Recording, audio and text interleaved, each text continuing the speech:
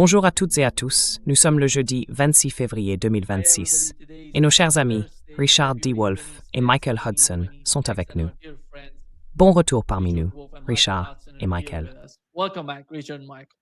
Merci. Merci. Veuillez cliquer sur le bouton « J'aime », appuyez bien sur ce bouton pour nous aider à toucher davantage de personnes. Vous pouvez suivre Richard sur son site web democracyatwork.info ainsi que sur sa chaîne YouTube du même nom, Democracy at Work. Vous pouvez également suivre Michael Hudson sur son site web, michaelhudson.com. C'est bien cela, Michael?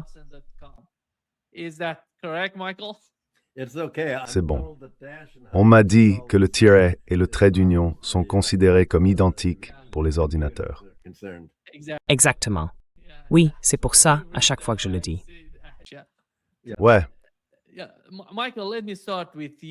Oui. Michael, je vais commencer avec toi et avec ce qui s'est passé dans le discours sur l'état de l'Union de Trump.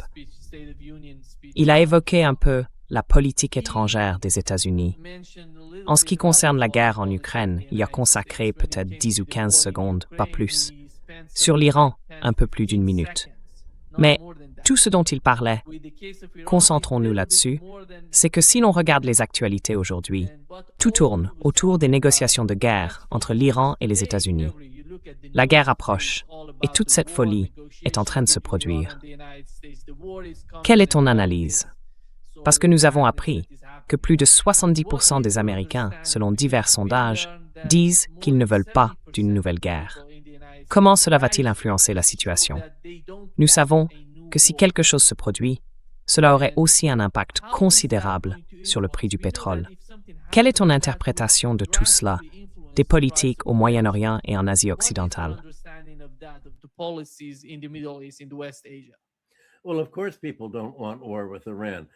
eh bien sûr, les gens ne veulent pas d'une guerre avec l'Iran. L'une des premières choses que ferait l'Iran serait de fermer le détroit d'Ormuz et les prix du pétrole grimperaient. Je veux parler de la façon dont Trump s'est retrouvé impliqué là-dedans. Même avant qu'il ne commence à parler, environ 10 minutes avant, il entrait au Congrès. Tout devant se trouvaient les juges de la Cour suprême. Et il est passé sans serrer la main de la juge catholique qu'il avait nommée. Il était tellement en colère contre elle à cause des tarifs douaniers. Donc dès le départ, il a montré symboliquement ce qui se passait. Il a dit qu'il aimait les tarifs. Et j'hésite un peu à parler de ce qu'il a dit dans le discours sur l'état de l'Union, parce qu'en réalité, il n'a rien dit.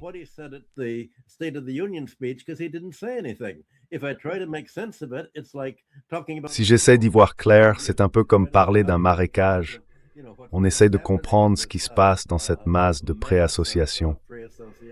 Donc je veux parler des conséquences, parce que c'est justement de cela qu'il parle aujourd'hui dans le Wall Street Journal, par exemple. La grande nouvelle concerne la décision de la Cour suprême sur les droits de douane. Avant cette décision, beaucoup de gens s'attendaient, bien sûr, à ce que les droits de douane de Trump soient illégaux. C'est pour cela qu'il a passé autant de temps dans son discours à dire « J'adore les droits de douane, ils sont formidables », parce qu'en réalité, ils ne le sont pas, comme nous l'avons déjà évoqué.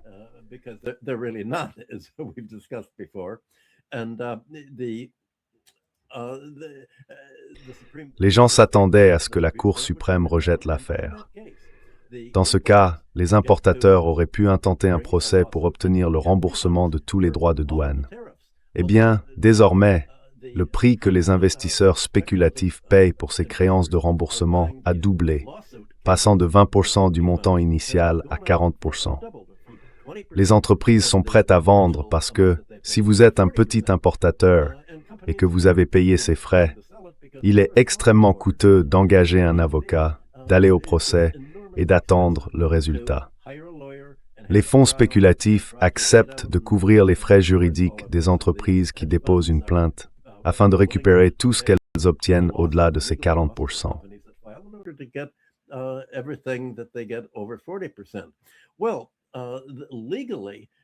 Eh bien, légalement, les seules personnes pouvant obtenir des remboursements pour ces droits de douane sont les importateurs qui les ont effectivement payés. Cela signifie que c'est une aubaine pour toutes ces entreprises, car, comme nous l'avons déjà évoqué, 94% des droits de douane ont simplement été répercutés sur les clients. Ce que Trump a dit, que les étrangers allaient payer, était complètement faux. Ce sont les consommateurs américains qui ont payé, pas les entreprises importatrices. Il y a donc quelque chose qui semble injuste pour beaucoup de gens ici. Les entreprises vont être remboursées pour des paiements de droits de douane qu'elles ont simplement refilés aux clients. En gros, elles profitent d'un repas gratuit dans toute cette affaire. Donc, bien sûr, elles sont prêtes à vendre.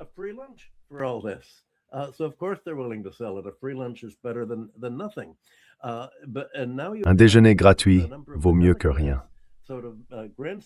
Et maintenant, plusieurs démocrates se livrent à une sorte de mise en scène, en formulant des propositions, comme Gavin Newsom de Californie et Pritzker de l'Illinois, tous deux candidats à la présidentielle de 2028, qui ont exigé des chèques pour les familles ayant réellement dû payer les prix plus élevés récemment ajoutés.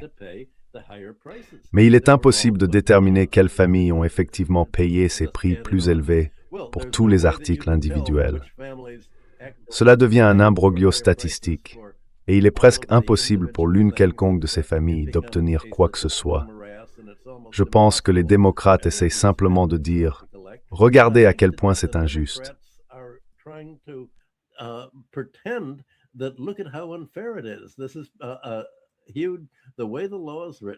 C'est énorme. La façon dont la loi est rédigée constitue un immense cadeau aux importateurs. On les rembourse pour un coût qu'ils n'ont en réalité jamais supporté, tout en faisant payer le peuple américain. Trump a prononcé un grand discours à ce sujet. Une partie relevait du non-sens statistique sur la manière dont il aurait fait baisser les prix pour la population en citant l'indice des prix à la consommation. Et c'est très intéressant. Il a souligné que la seule baisse de prix importante concernait le pétrole. C'est là qu'il a dit « foron, foron, foron ». Il a déclaré « J'ai apporté tout mon soutien aux compagnies pétrolières et aux foreurs, et vos prix de l'essence ont baissé. » Il a cité tous les prix, et cette partie est vraie. Mais la hausse considérable des prix du gaz et de l'électricité a joué un rôle si important dans l'indice des prix à la consommation que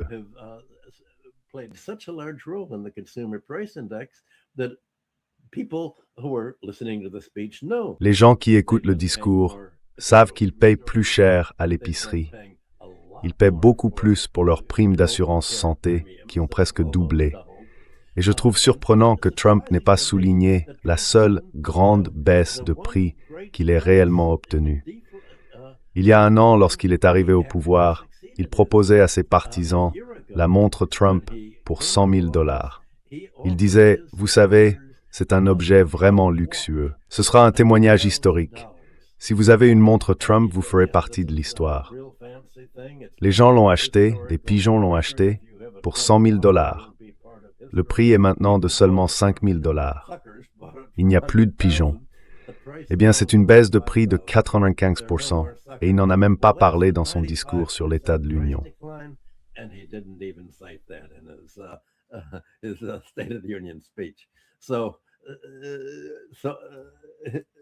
En gros, il a simplement erré pendant environ 45 minutes, interpellant diverses personnes qui avaient été blessées par des immigrés en situation irrégulière et les attaquant. Il y avait des militaires, des joueurs de hockey olympique, rien du tout sur sa politique. Il m'est donc très difficile de dire quoi que ce soit à propos de cette politique. Tout aussi creuse était la réponse du Parti démocrate, donnée par la gouverneure élue issue de la CIA, Spanberger, membre du Conseil des affaires démocrates de droite et d'autres caucus de droite au sein du Parti démocrate. Elle n'a vraiment rien dit en faveur du peuple, juste beaucoup de rhétorique. C'était donc probablement le discours sur l'état de l'Union le plus vide jamais prononcé, et je ne peux vraiment pas commenter beaucoup d'autres de ses déclarations. Vous avez dit qu'il avait mentionné l'Iran, et bien sûr, il ne peut pas en dire grand-chose car des négociations sont encore en cours.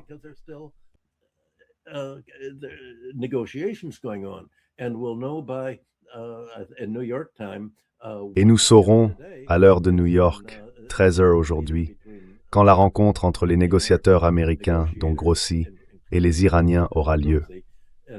La rumeur dit que l'Iran aurait tenté d'offrir à Trump une opportunité pour que des compagnies pétrolières américaines puissent venir en Iran et en quelque sorte être engagées pour une part des puits de pétrole qu'elles développent. Je ne suis pas sûr que cela puisse vraiment aboutir, car je ne pense pas que quiconque fasse réellement confiance au fait que le pétrole ou tout autre investissement étranger américain puisse être politiquement neutre. Mais en tout cas, il est évident que Trump ne pouvait pas vraiment dire quoi que ce soit à ce sujet. Il ne pouvait pas promettre la paix et il ne voulait pas vraiment menacer de guerre. Donc c'était peut-être que toi ou Richard pouvez en tirer quelque chose, mais je crois avoir Pavel Statskusa Yurnhi. I think I said everything that I can. Yeah, Richard.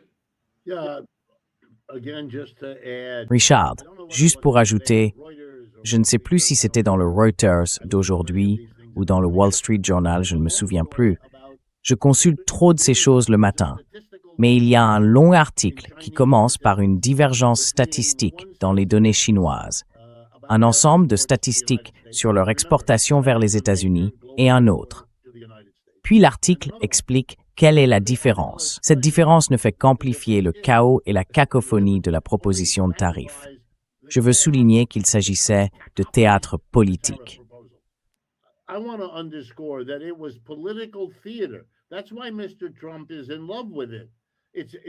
C'est pour cela que M. Trump en est amoureux. Cela lui permet de se présenter comme le grand dur. Il n'a pas à négocier avec le Congrès au sujet de ses tarifs. Il n'a pas à négocier avec d'autres pays. Il peut les menacer. Et s'il ne se plie pas à un paiement de tribut en promettant d'acheter tel ou tel produit américain, ou, comme Michael vient de le dire, en laissant les entreprises américaines investir, ou en payant littéralement un tribut, comme Mme von der Leyen a accepté de le faire au nom de l'Europe, et ainsi de suite. Il adore le rôle que cela lui permet de jouer. Mais en tant que politique, c'est incohérent, c'est insensé, c'est du grand n'importe quoi.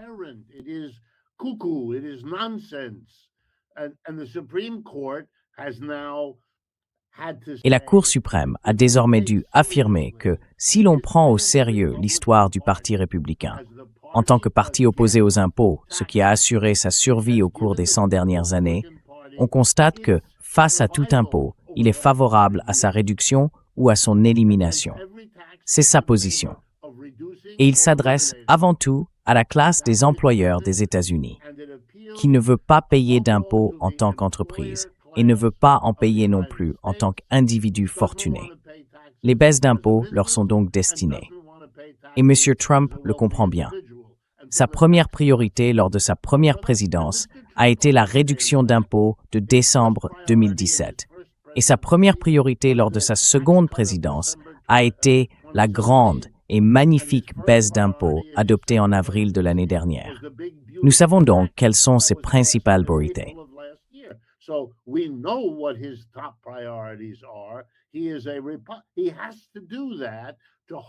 Il doit faire cela pour maintenir la base du Parti républicain, financièrement, idéologiquement et historiquement.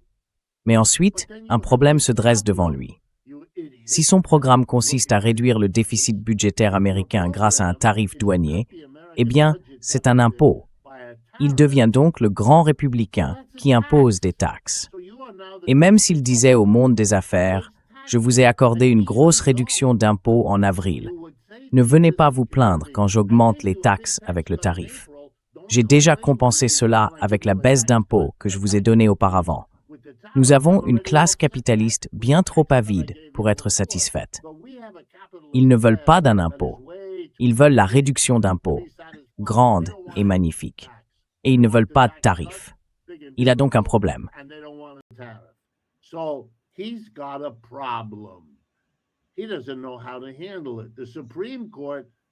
Il ne sait pas comment gérer la situation. La Cour suprême l'aide et lui nuit en même temps. Mais voici l'article du Wall Street Journal qui ajoute un élément. L'écart dans les statistiques chinoises s'explique par le fait qu'une énorme part, je parle d'environ les 3/4, des biens et services expédiés par la Chine vers les États-Unis ont échappé aux droits de douane. Ils ont contourné le système et maintenant, des marchandises apparaissent partout dans le pays, dans des entrepôts remplis d'importations chinoises qui n'ont payé aucun droit de douane à cause d'une série de manœuvres illégales. En d'autres termes, les droits de douane ont le même problème que les sanctions. Il est trop facile de les contourner. Résultat, il y a désormais de l'amertume parmi les entreprises américaines qui ont payé des droits de douane alors que leurs concurrentes ne l'ont pas fait.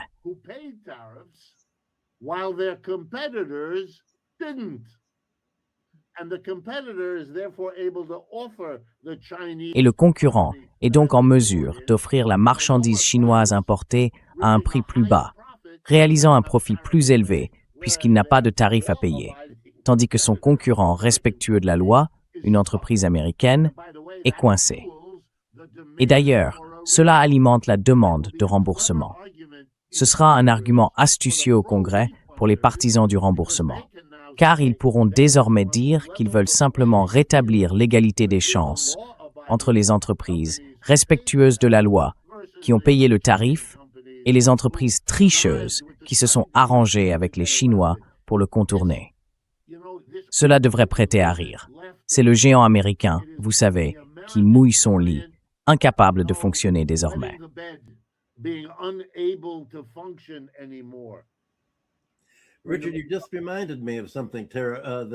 Richard, tu viens de me rappeler quelque chose que Trump a dit.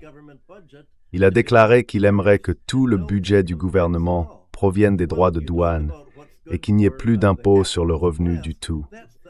Eh bien, tu parles de ce qui est bon pour la classe capitaliste. C'est l'idéal.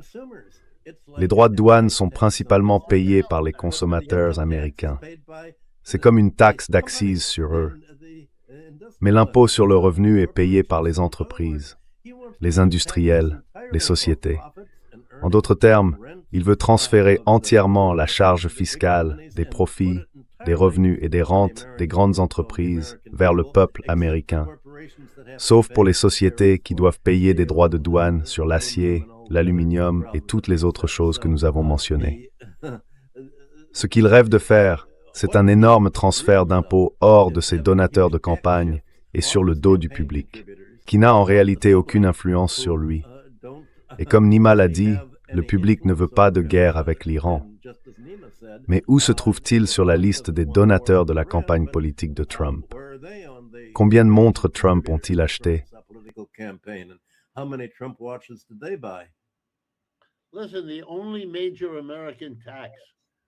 Écoutez, le seul grand impôt américain qui reste progressif, autrement dit, où l'on paie un pourcentage plus élevé plus on est riche, c'est l'impôt sur le revenu. Il va supprimer le seul impôt progressif encore en place et le remplacer par quelque chose d'équivalent à une taxe sur les ventes. Quel que soit le tarif, Rockefeller paye ce montant et la secrétaire de Rockefeller aussi. En d'autres termes, votre revenu n'a aucun rapport avec ce que vous devez payer ici. C'est donc le rêve des capitalistes et des riches que l'impôt sur le revenu, imposé au début du XXe siècle, soit supprimé au début du XXIe siècle. Vous savez, ils l'auront supporté il leur aura fallu un siècle pour se débarrasser de cet unique effort progressif.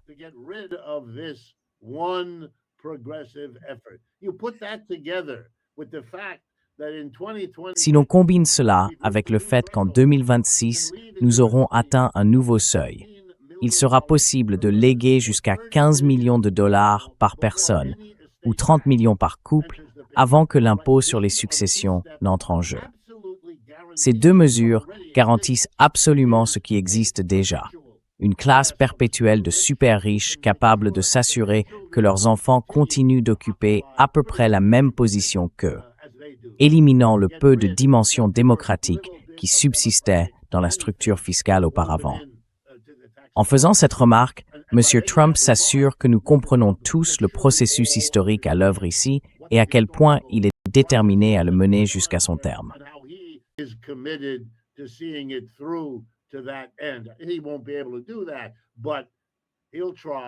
Il ne pourra pas faire cela, mais il essaiera et il fera légèrement bouger les choses. À propos de l'Iran, si je peux dire un mot à ce sujet, Je pense qu'il faut adopter une perspective historique un peu différente de celle qu'on entend. Regardez les grandes guerres que les États-Unis ont menées depuis la Seconde Guerre mondiale. La guerre de Corée, la guerre du Vietnam, la guerre d'Afghanistan et la guerre d'Irak. Ce furent les 4 grandes guerres auxquelles les États-Unis ont pris part, et elles ont opposé les États-Unis, à l'époque le pays le plus riche et le plus développé militairement au monde, à 4 des pays les plus pauvres de la planète, la Corée, le Vietnam, l'Afghanistan et l'Irak. Korea, Vietnam, Afghanistan and Iraq. And the United States had a difficult time. Et les États-Unis ont eu des difficultés dans chacun de ces conflits. Ils ont combattu jusqu'à une impasse, une sorte de coupure, en Corée, au nord et au sud. Ce fut la fin de la guerre de Corée. Ils ont perdu au Vietnam, aujourd'hui dirigé par le Parti communiste du Nord-Vietnam. Ils ont perdu en Afghanistan, dirigé par les talibans, et ils ont essentiellement perdu en Irak aussi. Il est un peu plus difficile d'identifier qui en est le vainqueur, mais il est assez clair que les États-Unis n'en font pas partie. Eh bien, l'Iran n'est pas comme ça. L'Iran est un pays bien plus vaste. L'Iran est un pays bien plus riche. L'Iran est plus développé sur le plan industriel. L'Iran dispose d'une armée bien plus importante. L'Iran partage une longue frontière avec la Russie et entretient une alliance étroite avec la Russie et la Chine.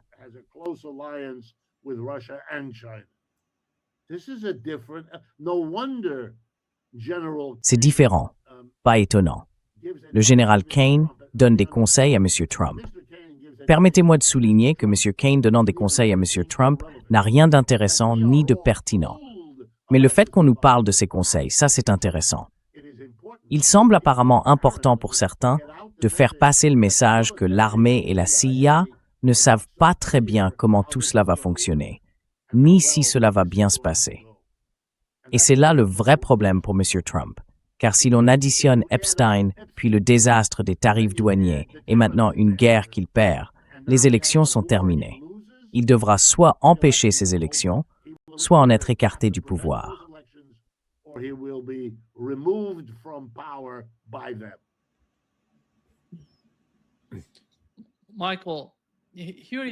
Michael, voici une question de l'un de nos spectateurs.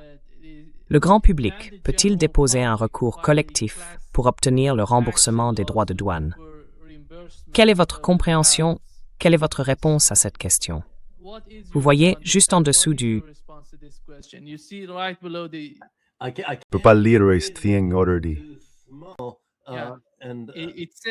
Il est dit, la question est, le grand public peut-il intenter un recours collectif pour obtenir le remboursement des droits de douane?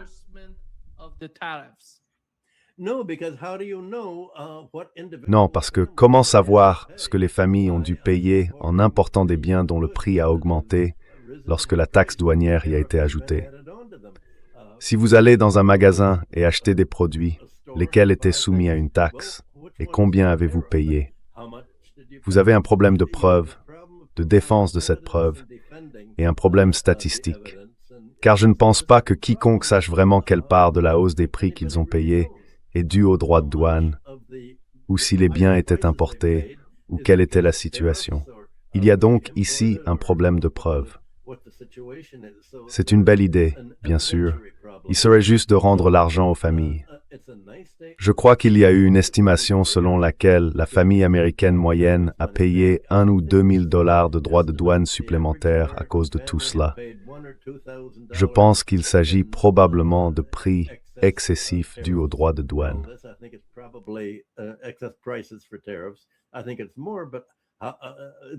Je pense que c'est plus que ça, mais la seule façon de résoudre le problème serait d'envoyer encore 2 000 ou 5 000 $, peu importe le montant, à chaque famille américaine en disant « Nous savons que vous avez payé plus. Vous n'avez pas besoin de prouver exactement ce que vous avez acheté, ni de passer en revue tous les reçus.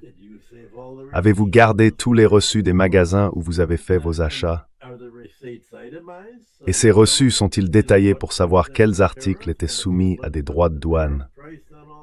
Avez-vous vérifié le taux de droits de douane pour chacun d'eux? Personne n'a fait ça, et c'est impossible à faire.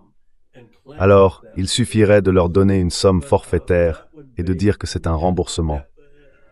Mais ce serait, et je pense que tout le monde le verrait comme tel, un coup politique de Trump, essayant de dire « Votez pour moi aux élections de mi-mandat et pour les républicains ».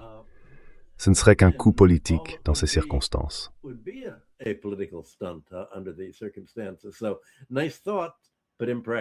Belle idée, mais irréaliste. Je veux dire une chose à propos de ce que Richard a mentionné sur l'impôt sur le revenu. Pour donner un peu de perspective historique, le premier impôt sur le revenu américain, instauré à la fin de 1913, ne concernait qu'environ 2% des Américains. Il fallait faire partie des 2% les plus riches, ne serait-ce que pour déposer une déclaration d'impôt. Eh bien, on peut imaginer qu'à la fin de la Première Guerre mondiale, toutes les entreprises et les lobbyistes ont commencé à le grignoter, de sorte que la charge fiscale s'est déplacée des 2% vers les 90%. Il y a donc eu un combat à ce sujet depuis longtemps.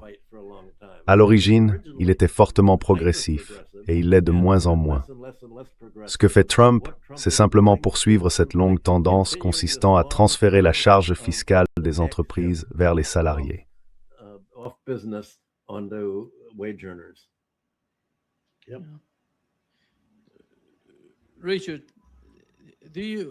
Richard, tu n'as pas mentionné la guerre en Ukraine, dont Donald Trump n'a pas parlé non plus. Quelle importance cela aura-t-il pour une administration Trump? Sont-ils vraiment intéressés à mettre fin au conflit? Ou bien jouent-ils simplement la comédie parce qu'ils savent qu'ils gagnent de l'argent grâce à l'Ukraine, on dirait?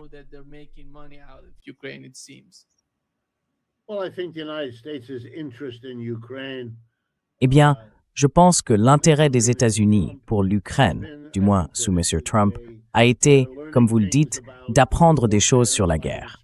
C'est comme une expérience de guerre. Il est assez clair que les missiles à longue portée que l'Ukraine envoie au cœur de la Russie depuis au moins 6 mois à 1 an n'auraient pas pu être utilisés sans l'implication soit des Britanniques, soit des Américains, soit des deux. Ainsi, ils peuvent tester leurs armes et infliger des dégâts aux Russes, ce qu'ils semblent considérer comme une activité utile. Et ils vendent les armes, donc ils gagnent de l'argent. Ils ne leur donnent pas des sommes d'argent massives.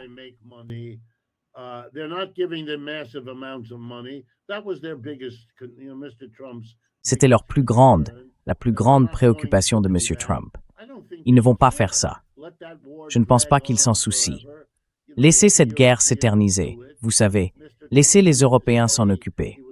M. Trump disait autrefois qu'il était profondément bouleversé par les pertes humaines. Il est passé à autre chose. Il n'a jamais semblé avoir la même inquiétude concernant les pertes à Gaza, qui, si l'on suit ces choses-là, étaient bien plus importantes en nombre de personnes et comptaient bien plus de femmes et d'enfants que de combattants, au sens propre du terme. Donc, la fausseté a disparu. Les grands coups ont disparu. Les petits coups sont compensés par les revenus tirés de la vente d'armes. Par conséquent, cela n'a pas d'importance. Ce n'est pas pertinent.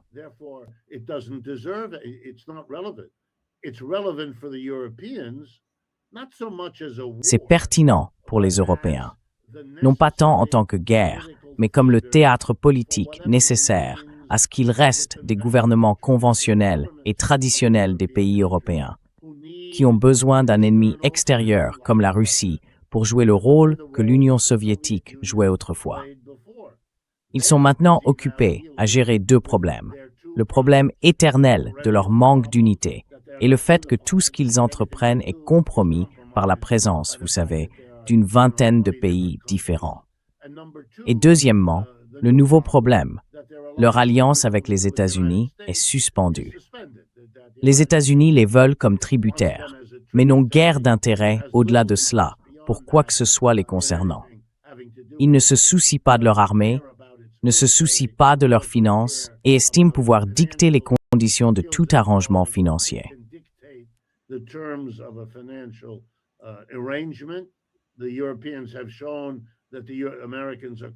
Les Européens ont montré que les Américains avaient raison, qu'ils allaient verser un tribut. C'est ce à quoi von der Leyen a consenti. Vous savez maintenant, les Européens, avec la décision de la Cour suprême, veulent repenser ou renégocier avec les États-Unis, parce qu'il n'y a pas de menace de tarif s'il n'y a pas de tarif.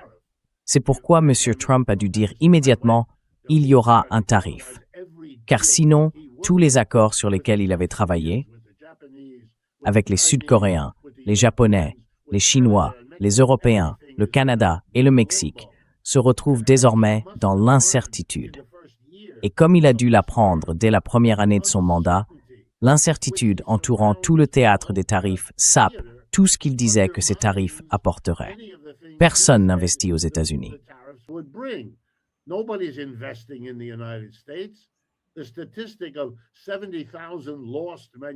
La statistique de 70 000 emplois manufacturiers perdus au cours de la première année du second mandat de M. Trump est un chiffre choquant. Non seulement les tarifs douaniers n'ont pas permis de créer des emplois, mais ils n'ont même pas réussi à stopper la perte d'emplois manufacturiers aux États-Unis. Il a donc beaucoup de travail devant lui. Les Européens ont montré si peu de capacité à surmonter leur désunion ou à faire face au divorce américain qu'ils en souffrent désormais. Pourraient-ils faire quelque chose?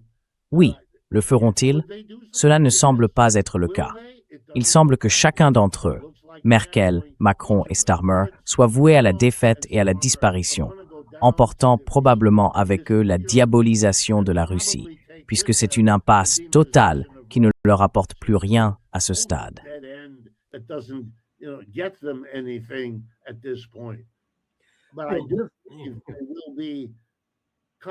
Mais je pense qu'il y aura un compromis.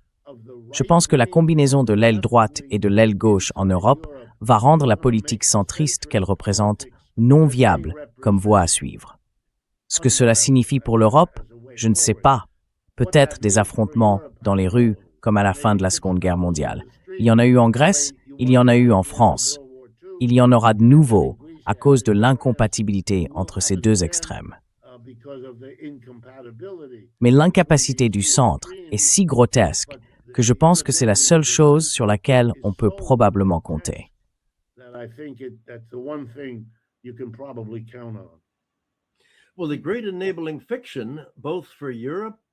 Eh bien, la grande fiction permissive, à la fois pour l'Europe, avec ses réductions des dépenses sociales afin de financer la militarisation, et pour l'Amérique, avec les tarifs douaniers de Trump, consiste à diaboliser la Russie.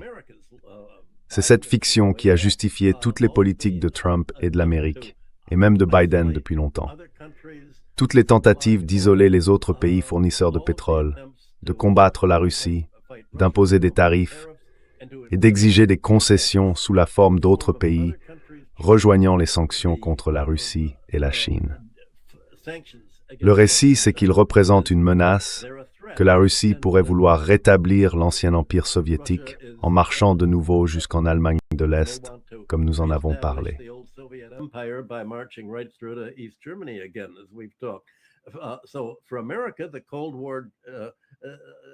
Ainsi, pour l'Amérique, la guerre froide justifie les politiques, les tarifs douaniers et toute la militarisation, le complexe militaro-industriel de 1,5 billion de dollars dans le budget actuel. Et pour l'Europe, la réduction de tous les programmes de soutien social, largement due à la hausse des prix de l'énergie, s'explique aussi par le discours suivant. Nous ne pouvons pas à la fois maintenir le niveau de vie de la population et lutter contre la menace pour la civilisation que représenterait une nouvelle occupation russe. Donc je pense, comme nous l'avons déjà dit, que si la Russie n'existait pas, il faudrait l'inventer. On pourrait dire que c'est l'Iran, l'Afghanistan ou n'importe quel autre pays censé nous menacer d'invasion. Tout ce récit est une fiction qui sert à justifier tout cela.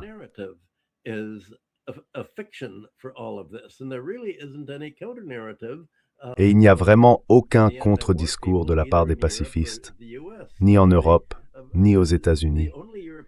La seule réaction européenne que j'ai vue ces derniers jours depuis le discours, c'est que les Européens ont dit « Eh bien, c'est vrai que nous avons promis d'investir de l'argent en Amérique, mais maintenant que Trump a imposé un tarif de 10%, puis l'a augmenté à 15%, puis est revenu à 10% le lendemain, et dit maintenant qu'il veut le remonter à 15%, c'est un tarif plus élevé que celui que nous avions négocié.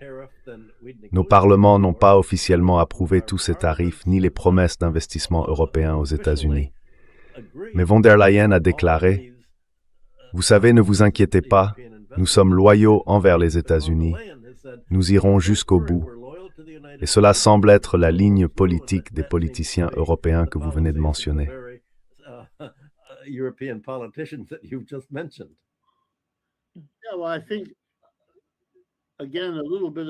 Je pense qu'il faut, encore une fois, un peu d'histoire.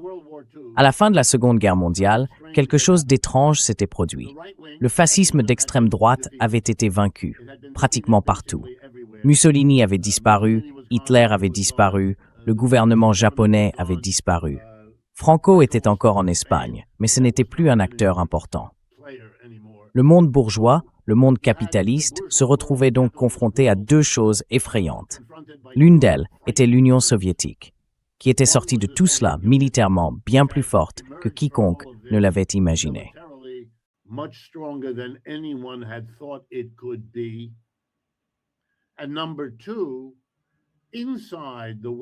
Et deuxièmement, à l'intérieur des pays capitalistes occidentaux, les partis communistes et socialistes étaient très puissants, plus puissants qu'ils ne l'avaient jamais été, en partie parce que les communistes avaient été les acteurs clés de la résistance contre le fascisme dans la plupart de l'Europe. Il fallait donc trouver un moyen de faire face à ces deux dangers. Et la guerre froide, l'anticommunisme, le macarthisme, peu importe comment on l'appelait, l'OTAN, c'est ainsi que ça s'est fait. Nous avions une belle histoire, nous avions une Russie maléfique, qui avait des agents dans tous les autres pays, les partis communistes. Et cette Russie maléfique, Staline, manipulait tous ces partis communistes, et il fallait mener une offensive commune contre eux. Nous avons donc purgé les communistes à l'intérieur de nos frontières, partout, dans chaque pays européen et aux États-Unis.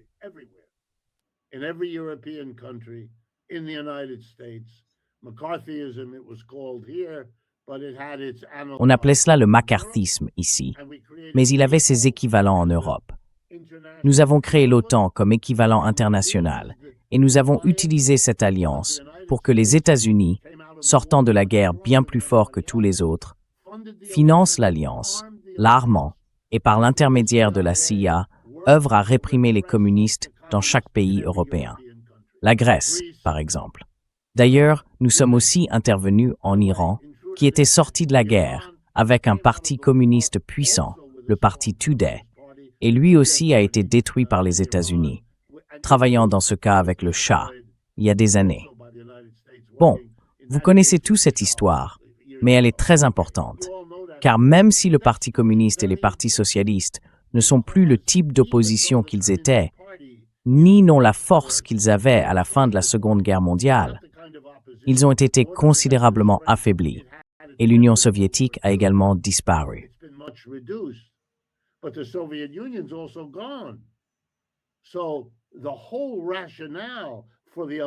Ainsi, toute la logique de l'Alliance, la partie OTAN et la partie répression intérieure, n'existe plus.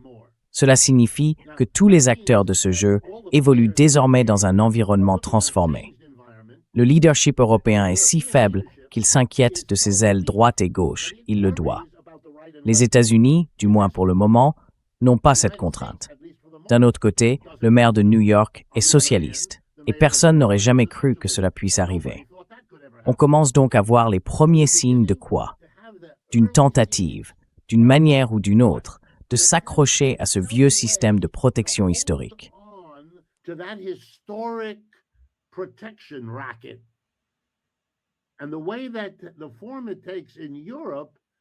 Et la forme que cela prend en Europe, c'est la diabolisation de Poutine. Poutine est le nouveau Staline. Voilà, c'est simple. Nous ferons cela et nous battrons ce tambour indéfiniment. Les États-Unis observent cette situation et ne ressentent pas le besoin de protéger ces dirigeants européens. Il n'est pas clair s'il vaudrait mieux que la droite prenne le pouvoir, qu'il y ait un Trump en Europe ou une multitude de petits Trump en Europe. Et les petits Trumps européens se préparent à jouer ce rôle. À mon avis, ils le feront. Ils viendront de la gauche, c'est l'Orban, et ils viendront de la droite, et vous pouvez deviner de qui il s'agira, les Allemands, et ainsi de suite. And you can guess who that would be, the Germans, and so on. So for the United States, Europe becomes an equal Ainsi, pour les États-Unis, l'Europe devient un tributaire économique dirigé par une série de mini-Trump.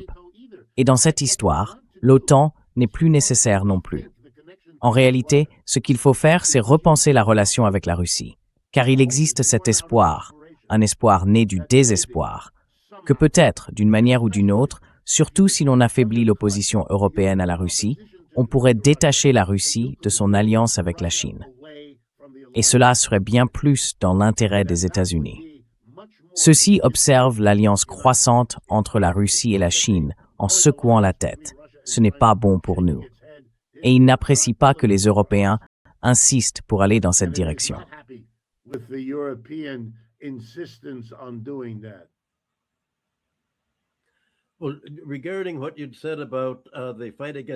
Concernant ce que vous avez dit sur la lutte contre les partis communistes après la Seconde Guerre mondiale, je tiens à souligner que l'un des principaux ennemis de ces partis était Staline. Staline s'est assis avec Hitler, avec Roosevelt. Je fais toujours cette confusion avec le Premier ministre britannique à la fin de la Seconde Guerre mondiale, et ils ont décidé qui allait contrôler quoi.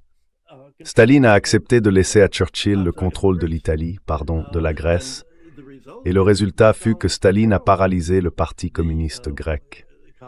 Les partis communistes avaient été les chefs des partisans dans beaucoup de ces pays, et Staline n'a pas soutenu les communistes grecs. Il a dit « Eh bien, j'ai conclu un accord avec Churchill. Nous laissons les États-Unis intervenir et anéantir les partis communistes de Grèce. »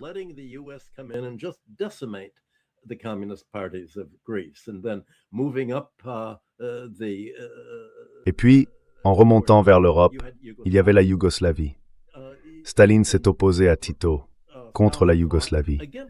Je me souviens avoir parlé à des membres du Parti communiste dans les années 1950 et ils disaient tous « La manière dont j'essayais de savoir si les dirigeants ultérieurs étaient staliniens ou non, c'était de leur demander « Eh bien, que pensez-vous de Tito ?»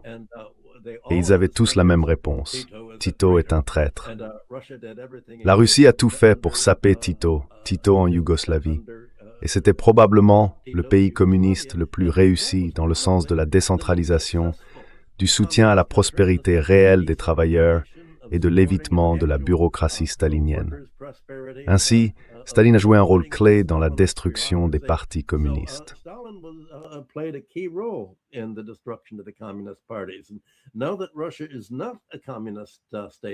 Et maintenant que la Russie n'est plus un État communiste, cela a, en principe, ouvert la porte à la possibilité de voir émerger des partis socialistes et de véritables partis de gauche, ce qui n'était pas le cas lorsque Staline passait tout son temps à combattre tous les autres socialistes, à l'exception du Parti communiste qu'il pouvait contrôler grâce à ses fidèles et à la bureaucratie qu'il avait mise en place. C'est donc au moins un signe positif. D'un autre côté, maintenant que nous sommes en 2026, il reste très peu de mémoire de ce qu'était réellement le socialisme. Toi et moi en parlons, mais nous n'avons pas un public assez large pour permettre aux gens de se libérer de cette fiction complaisante selon laquelle la Russie est un démon et maintenant la Chine en est un aussi. On pourrait penser que lorsque les États-Unis et leurs électeurs se demandent « Pourquoi la Chine prend-elle autant d'avance sur les États-Unis ?», cela susciterait une réflexion plus profonde.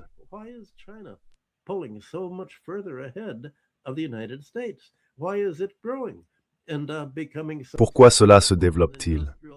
Comment en est-on arrivé à ce que ce pays devienne si prospère, un pays industriel, alors que nous ne le sommes pas? Eh bien, l'une des raisons est que la Chine a réinventé la roue et suit à peu près les mêmes politiques que celles que l'Amérique a adoptées à la fin du XIXe siècle à travers son protectionnisme, les mêmes politiques que l'Allemagne a suivies. C'étaient des pays capitalistes et industriels qui cherchaient tous à donner un rôle plus important à l'État. Dépenses d'infrastructures, actions publiques pour empêcher les monopoles, pour faire baisser les prix. Tout cela a été à peu près oublié. Et il y a eu une diabolisation de l'État, comme si toute activité gouvernementale était un gaspillage. Et bien sûr, si l'on s'en tient à cette idée, on ne va pas dire Eh bien, pourquoi ne pas faire comme la Chine, comme nous le faisions autrefois, comme l'Allemagne le faisait autrefois?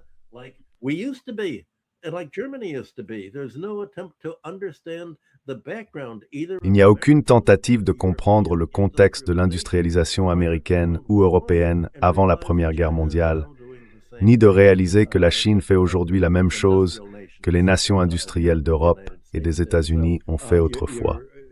On se retrouve donc dans une sorte d'impasse partout. Les gens n'ont qu'un récit, sans comprendre ce qu'il faut réellement faire pour réindustrialiser l'Amérique. Les droits de douane n'y suffiront pas. Il faut toute une structure de soutien gouvernemental, comme Roosevelt l'avait mise en place dans les années 1930 avec l'Agricultural Adjustment Act, très protectionniste, avec l'appui de l'État. Toutes les politiques du Parti socialiste que Roosevelt avait reprises à l'aile gauche, parce que c'était la seule politique logique à suivre, toute la logique du socialisme a été oubliée.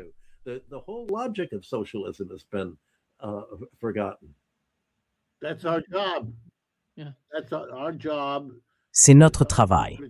C'est notre travail. Au-delà de la critique de ce qui se passe, notre rôle est d'intervenir. Je veux dire, c'est ainsi que je le vois. Intervenir, en sachant que notre population ici aux États-Unis et dans le monde entier aussi, est bien consciente que tout ce que nous avions autrefois est en train de s'effondrer. La vieille Europe s'effondre, l'accord avec les États-Unis s'effondre.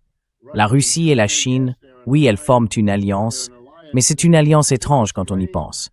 Un pays dirigé par un parti communiste, la Chine, allié à un pays qui a renversé et rejeté le parti communiste. Eux aussi ont leurs problèmes, bien sûr.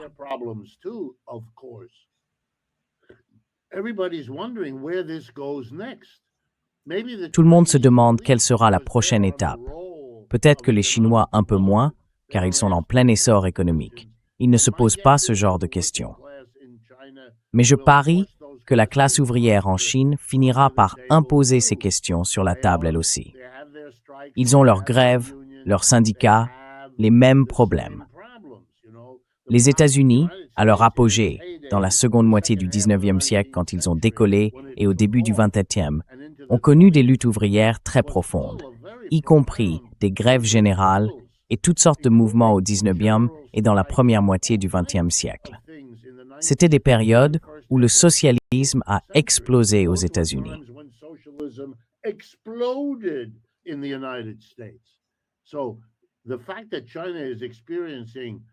Ainsi, le fait que la Chine connaisse un développement économique rapide conduira à sa manière, probablement, à des poussées socialistes similaires, différentes, bien sûr, dans ce pays, en raison de ce qu'ils ont déjà créé, ce que les États-Unis n'avaient pas fait. Mais je pense que cela reste ce que cela a toujours été. L'idée fondamentale du socialisme a toujours été « nous pouvons faire mieux que le capitalisme ». Tout comme les esclaves n'avaient pas à accepter l'esclavage et les serfs n'avaient pas à accepter le féodalisme, les travailleurs n'ont pas à accepter le capitalisme. Et pour des raisons très similaires. Ils peuvent exiger une société dans laquelle ils passent en premier, et non un petit groupe de maîtres, ni un petit groupe de seigneurs, ni un petit groupe d'employeurs. Et la logique en est aussi impeccablement claire et forte aujourd'hui qu'elle ne l'a jamais été.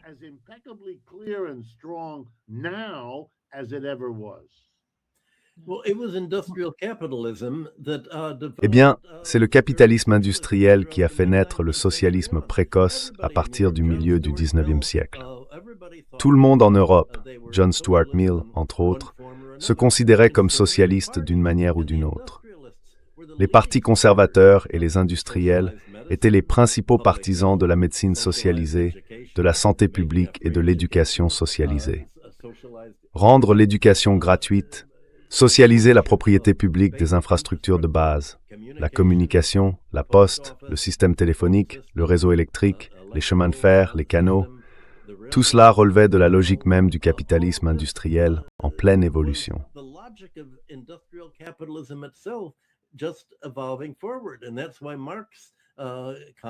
Et c'est pourquoi Marx a fait remarquer qu'il était tout à fait favorable au libre marché. Parce que, si l'on ne s'en mêle pas, le capitalisme finira par évoluer vers le socialisme. Mais bien sûr, il y a eu interférence avec ce marché, et elle est venue de la classe des rentiers, de la classe du capital financier, de la classe des propriétaires fonciers, toutes ces classes privilégiées qui tirent leurs revenus de la rente. Ce combat victorieux contre ce qui avait été la dynamique positive du capitalisme industriel est ce qui a transformé le capitalisme industriel en ce long détour vers le capitalisme financier.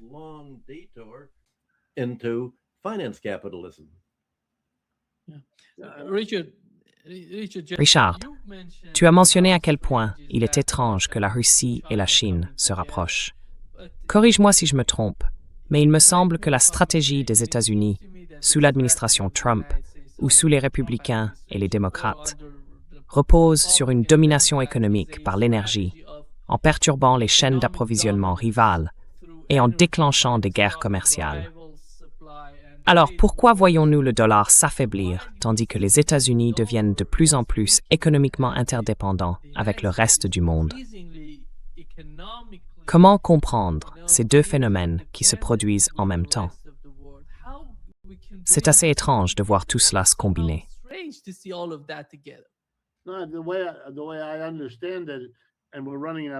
Tel que je le comprends, et comme nous manquons de temps, peut-être pourrons-nous reprendre cela la semaine prochaine. La manière dont je le vois, c'est que l'organisation stratégique des grandes puissances a toujours plusieurs décennies de retard sur le développement économique. Elles le comprennent à peine. Elles ne peuvent pas le contrôler. Elles ont l'illusion de pouvoir le contrôler. Et de là naît un chaos après l'autre. Ce qu'elles essayent de faire maintenant, c'est exactement ce que vous venez de dire. Mais le développement économique de la Russie et de la Chine les rapproche. Elles peuvent s'entraider. La Russie va offrir à la Chine cette immense... Je veux dire, la Russie est le pays le plus riche du monde, si l'on considère les ressources qu'elle a sous son sol. La Chine est le moteur industriel. China is the engine, the industrial engine. You put these two things together, they're going to take off. Vous mettez ces deux éléments ensemble et ils vont décoller. C'est ce que nous sommes en train de vivre. Et les États-Unis ne peuvent pas tenir. L'illusion, laissez-moi vous dire ceci, l'illusion de M. Trump, il veut le Canada et le Groenland. Bien sûr qu'il les veut. C'est sa Russie à lui. Il regarde l'alliance russo-chinoise, ils ont l'Arctique, toute cette partie russo-asiatique de la Russie, et il veut cela aussi. Il comprend d'une certaine manière que nous ne l'avons pas et que les Canadiens ne vont pas nous le donner non plus. Mais les Russes et les Chinois possèdent ce que les Canadiens et les Américains imaginent pouvoir avoir un jour. Ils observent tout cela et ils sont très effrayés. Et tout ce que je peux vous dire, c'est qu'ils ont raison de l'être.